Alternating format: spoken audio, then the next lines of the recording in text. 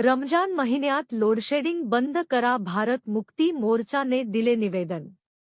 राष्ट्रीय मुस्लिम मोर्चा, मराठा सेवा संघासह विविध संघटनेचे कार्यकर्ते होते उपस्थित। सध्या रमजानचा पवित्र महिना सुरू आहे व या रमजान महिन्यात सर्व मुस्लिम बांधव रोजा ठेवत असतात। हा रोजा फार कठीण पद्धतीने केला जातो।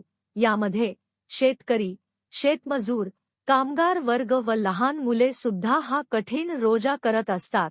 रीतिरिवाज, कार्यपद्धती व त्याची वेळ याचा समतोल राखावा लागतो।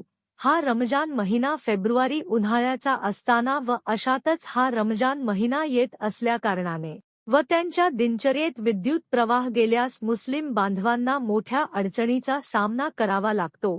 हे होऊ नये म्हणून भारत मुक्ती मोर्चा, राष्ट्रीय मुस्लिम मोर्चा, मराठा सेवा संघ व विविध सामाजिक संघटनेच्या वतीने सहाय्यक अभियंता, विद्युत वितरण कंपनी नेर यांना निवेदनाद्वारे विनंती करण्यात आली आहे की विद्युत वितरण कंपनीने या रमजान महिन्यात लोडशेडिंग करणे थांबवावे।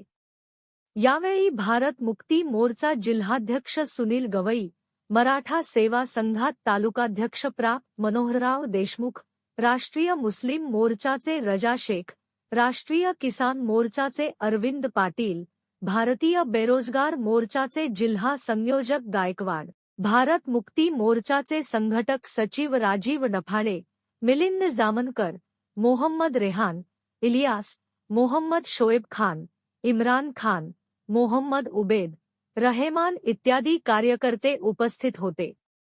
न्यूज 24, आपकी आवाज।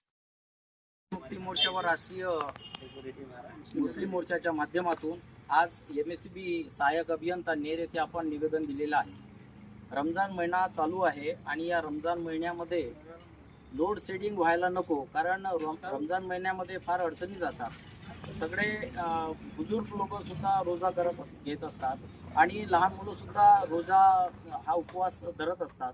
परंतु या रोजाच्या महिन्यामध्ये रोजा हा फार कठीण पद्धतीने केला जातो। मग अशा वेळेस लोड शेडिंग या नेर किंवा यवतमाळ जिल्ह्यामध्ये दिल्या गेला नाही पाहिजे, एवढंच आम्ही या माध्यमातून सांगू इच्छितो। आणि आज हे निवेदन आज इथे सहाय्यक अभियंता यांना दिलेलं आहे।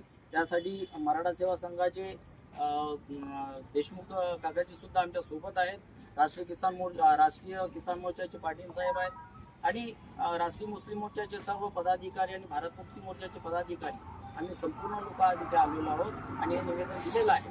तर साहेबांनी आम्हाला आश्वासन दिलं आहे की या महिन्यामध्ये आम्ही भारनियमन करणार नाही आणि जे काही अडचणी आहेत ते लवकरात लवकर दूर करण्याचा आम्ही प्रयत्न करू आणि त्यांनी असं आश्वासन दिलेलं आहे। यावेळेस आम्ही निवेदन देऊन इथेच आमचं आहे थांबवतो आहे।